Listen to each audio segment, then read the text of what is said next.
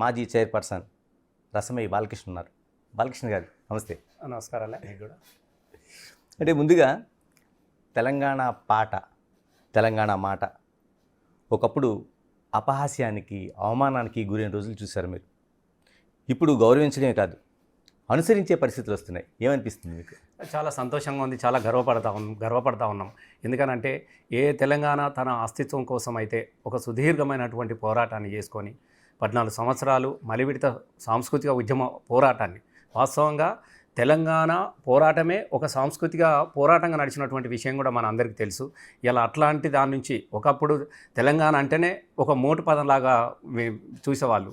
తెలంగాణ అంటే యాదగిరి అంటే సినిమాలలో కానీ రౌడీలకు, గుండాలకు, ఇట్లాంటి హాస్యప్రదమైనటువంటి క్యారెక్టర్స్కు తెలంగాణ వాళ్ళ పేర్లు పెట్టి చాలా అపహాస్యం చేసినటువంటి పరిస్థితి నుంచి ఇవాళ సినిమా కావచ్చు, పాట కావచ్చు, ఏది కావచ్చు, ఎందులోనే ఇలా హీరో భాష తెలంగాణ భాష అయింది. ఇలా తెలంగాణ పాట అనేది ఒక అందరికి కూడా అంటే పాట అంటే తెలంగాణ పాటనే అనే విధంగా రావడం అనేది నిజంగా చాలా సంతోషం, చాలా గర్వంగా కూడా ఉన్నది మాకు.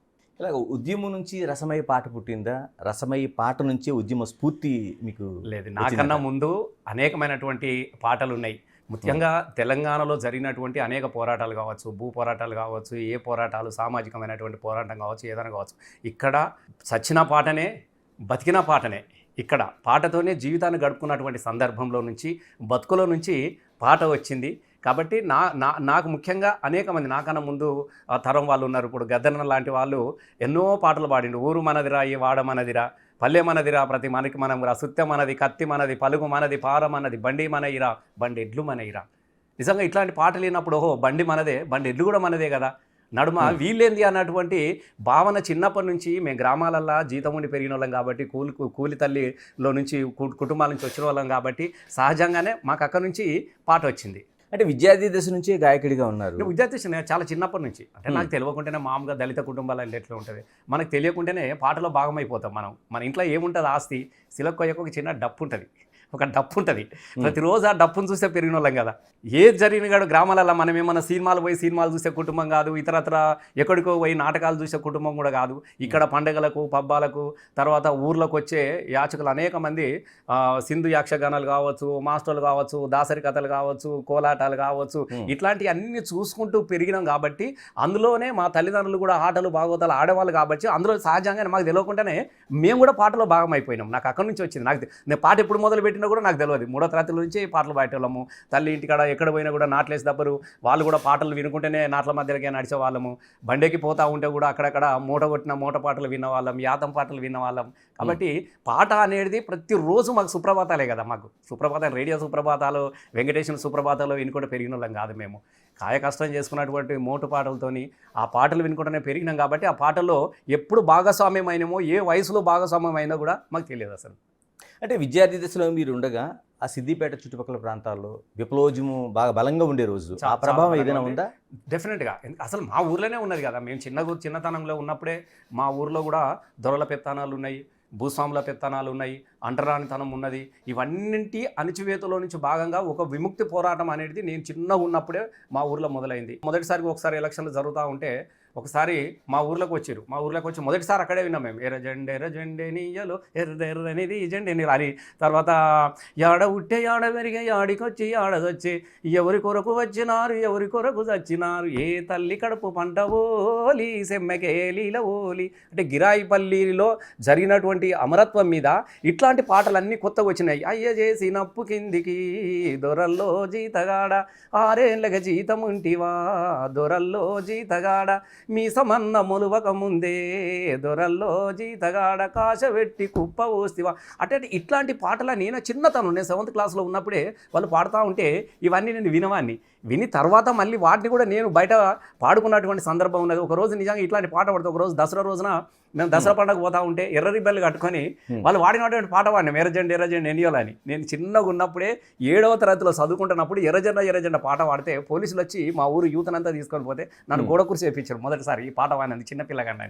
అంటే నాకు అది ఎప్పుడు గుర్తొస్తుంది. అంటే ఉద్యమము, మా ఊరికి ఉన్నటువంటి అనుబంధం కావచ్చు, ఉద్యమ పాటలతో మాకు ఉన్నటువంటి ఆత్మీయత కానీ ఆ పాటల అనుబంధం అట్లా మొదలైంది. అంటే రసమయ్య గాయకుడిగా కావచ్చు, మిగతా జీవితం కావచ్చు, అంటే ప్రజాయుద్ధ నౌక గద్దర్ ప్రభావం కావచ్చు, లేక ఎలాంటి ప్రభావం ఉంది ఆయన? అంటే గద్దర్ ప్రభావం అనేది డెఫినెట్ ప్రతి గాయకునికి ఉంటుంది. Hmm. ఎందుకంటే గద్దరు తన కోసం తను ఎప్పుడు పాట పాడలే, ప్రజల విముక్తి కోసం పాట పాడినాడు, ప్రజల జీవితాల పాటలను ఆవిష్కరించే ప్రయత్నం చేసింది. కాబట్టి గద్దర్ అన్న పాట అనేది ఒక జీవితం, ప్రతి దగా పడ్డటువంటి ఒక మనిషి యొక్క లైఫే గద్దర్ అన్న పాట. అట్లా నాకు తెలియకుండా నేను చిన్నప్పుడు ఇది గద్దరన్న పాడిందే కదా, ఊరు మనదిరా వాడ మనదిరా అని గూడ అంజన రాస్తే అన్న పాటనే కదా. అట్లా గద్దరన్న పాటలు పాడుకుంటే పెరిగిన వాని నేను. ఆ క్రమంలో వస్తున్నటువంటి క్రమంలో నాకు మొదటిసారి గద్దరన్నతోని తెలంగాణ ధూమ్ధాం అంటే వేదికను పంచుకోవడంతో పాటుగా గద్దరన్న అనేక వేదికల మీద అన్న సభ నడిపేవాడు. జననాట్య మండలి సభ కావచ్చు, ఇంకే సభ కావచ్చు అన్న నడిపేవాడు. కానీ ధూమ్ధాంలో అన్నను కూర్చుని నేను నడిపే ఒక గొప్ప అవకాశంగా, అంటే చాలా అదృష్టంగా నేను భావించుకుంటాను. ఒక మహా లెజెండ్ను గద్దరన్న అసలు వ్యక్తిని ఒక వేదిక మీదకి తీసుకొచ్చి ఇప్పుడు ప్రజాయుద్ధ నౌక గద్దరన్న పాట పాడతారని చెప్పేసి అన్న పాట మేము పాడుతూ ఉంటే, అరే రసమై అని చెప్పేసి అన్న మీరు లలిత కళతో ఇట్లా చూసారు, అరే ఏషేరా అన్నట్టు ఏషేరా అన్నప్పుడు మేమే కదా, అరే శివ అంటూ ఒక్క పొద్దుడి సేయంలాడరా జన్న రూపం చూడు, పాయలై విడిపోయే గంగా 7 పాయల జాతర చూడు, అలిగిన సీతకు మొండి రామునికి బంధం కలిపిన భద్రాచలము, అరే గొడ్డు రాళ్లకు బిడ్డలనిచ్చే సమ్మక్క సారక జాతర చూడు, కొరెల్లే మల్లన్నను చూడు కొండేశ్వరికెల్లో దాగుండు, కొమ్రెల్లి మల్లన్నను చూడు కొండేశ్వరికెల్లో దాగుండు, ఆ కోటి దేవుళ్లకు దీపం పెట్టిన తెలంగాణ తల్లిని చూడు అమ్మా తెలంగాణమా ఆకలి కేకల గానమా అన్న ఇట్లా మొదలుపెట్టి మాకు ఇచ్చేది. అంటే బిడ్డ తనకు తినకపోయినా పర్లేదు మీరు తినండి రా అని చెప్పేసి, అంటే కంచంలోని అన్నము ఆకలైన బిడ్డలకు పెట్టినట్టుగా ఈ పాటలన్నీ మాకు ఇచ్చేవాడు.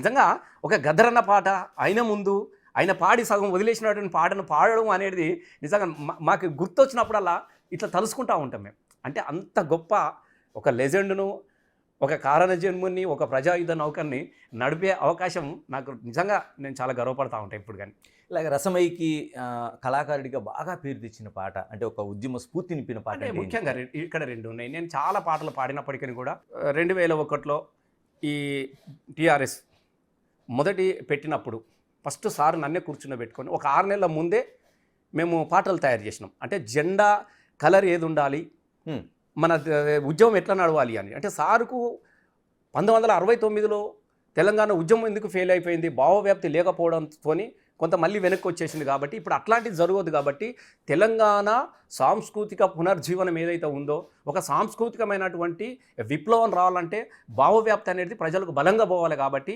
ఇక్కడ అట్లాంటి పాటలు తయారు చేసుకోవడానికి కోసం కానీ కేసీఆర్ గారు నాకు 2001లో నాకే బాధ్యత అప్పచెప్పినప్పుడు సుద్దాల అశోక్ తేజ మేమందరం కూర్చొని 2001లో మేము చేసినటువంటి పాట తెలంగాణ జయబేరాని, ఇది తెలంగాణ కోటి రతనాల వీణ, గుండె వగిలి కథన రాగమాలాపించి పొలికేక పెట్టినది ఇది రుద్ర వీణ.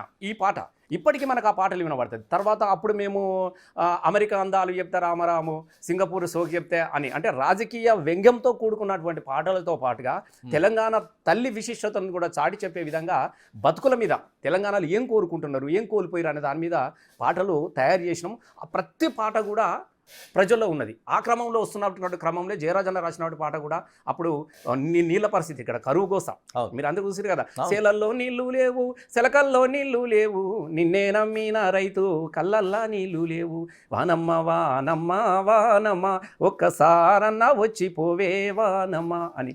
అంటే వాన కోసం మొగులికి ముఖం పెట్టి కన్నీళ్లతోని కడుపుకు నింపుకున్నటువంటి దుఃఖాన్ని ప్రజల ముందు ఆవిష్కరించినప్పుడు ఎంతమంది ఏడ్చిన సందర్భం అనేది.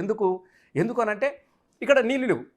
అప్పుడే కదా ఆ పాట వచ్చింది. అప్పుడు తలాపున పారుతుంది గోదావరి మనసేను మన సెలక ఎడారి. అరే తలాపున గోదావరి పారుతా ఉంటే మా సెలక ఎందుకు ఎండిపోయింది, మా చెరువెండికి ఎండిపోయింది అన్నటువంటి ఆలోచనకు అక్కడి నుంచి పునాది పడ్డది. అక్కడి నుంచి మొదలైంది. కాబట్టి ప్రజలు పాటలు అన్నిటి కూడా చాలామంది ఓన్ చేసుకున్నారు. పాట ప్రతి పాట మేము రూపొందించిన పాట కదా. చెట్టు మీద పిటాలెగురవు, సేదబాయిలో ఊటలూరవు, పచ్చనూర్లా పలుగురాళ్ళు తేలినాయి, పని పాటలేక ప్రజలు తల్లాడిల్లినారో, పల్లెన పల్లేర్లు మొలిసే పాలమూరులోనా మన తెలంగాణలోనా అని మిత్రగారు కొత్తగా రాసినటువంటి ఆ పాటను ఆ సందర్భంలో ఆ వేదికల మీద అనేక సందర్భాలలో పాడడంతో పాటుగా మేము క్యాసెట్ చేయడం జరిగింది. అలాగే గోరేటి వెంకన్న సేదాన మేడుందిరా తెలంగాణ సేలన్ని బీళ్ళాయరా, ఏమి మారిరా తెలంగాణ బతుకులు ఎందుకు ఈనంగా ఉన్నాయిరా అని.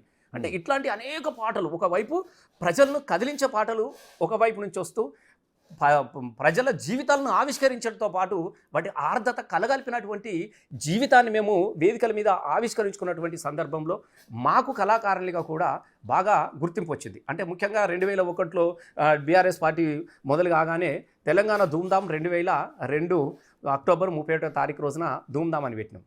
ధూమ్ధామ్ అంటే అప్పటికి ఒక ఎవరి ఎజెండా వాళ్ళకు ఉండేది. ఇప్పుడు గద్దరన్న జననాట్య మండలికి అటాచ్మెంట్కి వచ్చిన వాళ్ళు, విమలక వాళ్ళు అరుణోదయంతో ఉండేవాళ్ళు, కోటి వాళ్ళు ప్రజాకళ మండలితో ఉండేవాళ్ళు, ఇంకొక దానిలో రకరకాలమైనటువంటి వేదికలలో పనిచేస్తూ ఉన్నారు ఎవరికి వాళ్ళుగా. మొట్టమొదటి తెలంగాణ ధూమ్ధామ్ అనేది ఒక బొడ్రాయి, ఊరికి బొడ్రాయి ఎట్లనో మొత్తం ఈ సాంస్కృతిక ఉద్యమానికి బొడ్రాయి ధూమ్ధామ్. ఈ ధూమ్ధామ్ అనేది మొదలు పెట్టిన తర్వాత వీళ్ళందరినీ ఒక వేదిక మీదకి తీసుకురావడం జరిగింది. అంటే ఎవరి ఎజెండా ఎవరి జెండా వాళ్ళకు ఉన్నప్పటికీ కూడా తెలంగాణ ఎజెండా స్వరాష్ట్రం కాబట్టి ఆ స్వరాష్ట్రం కోసము అందరు కూడా ఒక వేదిక మీదకి తీసుకురావడానికి కోసము ధూమ్ధామ్ బాగా ఉపయోగపడితే దాన్ని ప్రజల్లోకి తీసుకుపోయే ఒక అవకాశము నాకు రావడంతో వ్యక్తిగా నాకు కూడా పర్లేదు. ఒక రసమై బాలకిషన్ అంటే ఒక ధూమ్ధామ్, రసమై బాలకిషన్ అంటే రసమై కోసం మాట్లాడాలంటే ధూమ్ధామ్ లేకుండా ఒక మాట లేదు, పాట లేదు. ఎలాంటి మార్పు తీసుకొచ్చింది? చాలా మార్పు తీసుకొచ్చింది కదా. అసలు సాంస్కృతిక ఉద్యమము తెలంగాణ రాష్ట్ర సాధనలో చనిపోయినటువంటి పిల్లల అమరత్వాన్ని ఆకాశానికి ఎత్తింది కూడా పాటనే కదా. సిద్ధారెడ్డి సార్ రాసింది కదా, జోహారులు జోహారులు వీరులకు జోహార్ అమరులకు జోహార్ మా ఉల్లా రేవుల్లా మట్టి పొత్తిల్లల్లా. ఎంత గొప్ప పదం చూడు. మా ఉల్లా రేగుల్లా మట్టి పొత్తుల్లల్లా తొవ్వా పువ్వుల తీరు అమరులుంటారు, తొవ్వా పువ్వుల తీరు అమరులుంటారు జోహారులు. అంటే చనిపోయినటువంటి అమరత్వాన్ని ప్రజలు ప్రతి వాళ్ళు చనిపోయిన వాళ్ళు, ఒక యాదిరెడ్డి శ్రీకాంతాచార ఇది కాకుండా అయ్యో మా ఇంటి బిడ్డనే ఈ తెలంగాణ కోసం చనిపోయింది కదా అన్నటువంటి ఒక భావన సాంస్కృతిక ఉద్యమం ద్వారా మేము ప్రజలకు తీసుకుపోగలిగినాం. మేము సాధారణంగా పాట కవిత్వం రెండు కూడా సైమల్టేనియస్గా నడిచిన రెండింటికి వేరువేరుగా ఉంటుంది. మీకు ఇష్టమైన కవి ఎవరు అసలు? నాకు అంటే చాలా, అంటే ఎవరికి వాళ్ళే. ముఖ్యంగా గద్దరన్న, దాని తర్వాత వెంకన్న, గోరేటి వెంకన్న, దాని తదనంతరము కొద్ది జయరాజ్ అన్న కూడా. అంటే గద్దరన్నలోనేమో ప్రజల వాడుక భాష ఎక్కువ ఉంటుంది. అవును, చాలా చాలా అంటే ఎంత సులువుగా చెప్తాడంటే, మీరు ఒకసారి మేము కేసీఆర్ గారు ఇట్లా అంతా కూర్చొని మాట్లాడుతున్నటువంటి సందర్భంలో మేము చాలా పాటలు రాసుకుంటూ వచ్చినాం. చాలామంది కవులు కూర్చొని ఇట్లా కాదా అసలు మీకు చెప్పొస్తలేదు, గద్దరన్న పాట ఉండే చూడు అన్నాడు. ఏంటంటే తెలంగాణలో బడులే లేవు ఉన్న బడులకు భవంతు లేదు, తెలంగాణలో బడులే లేవు ఉన్న బడులకు భవంతు లేదు, చెట్ల కింద మా పోరగాళ్ళురా నీడ తిరిగినట్టు తిరుగుతుంటారు, పోరడు వస్తే పంతులు రాడు పంతులు వస్తే పోరడు రాడు, పంతులు పోరడు ఇద్దరు వస్తే రాయనీకి మా పంతులు గానికి చాకు పీసు లేదో నాయన. ఈ పదం కేసీఆర్ గారు చెప్పిండ్రు. అరే అబ్బా, అంటే బడి ఉంటే కనీసం రాయడానికి చాక్ పీస్ లేదు తెలంగాణలో అనేది అసలు అంతకన్నా ఉంటుంది, ఈజీగా ఉంటుంది. అంటే అట్లా గద్దరన్న ప్రతి పాటను ప్రజలకు అర్థమయ్యే విధంగా ఎప్పుడు కానీ సాహిత్యాన్ని జోడించలే, ప్రజల మాటలను పాటలో జోడించుకుంటూ వచ్చినాడు. అట్లా చాలా చాలా పాటలు కావచ్చు.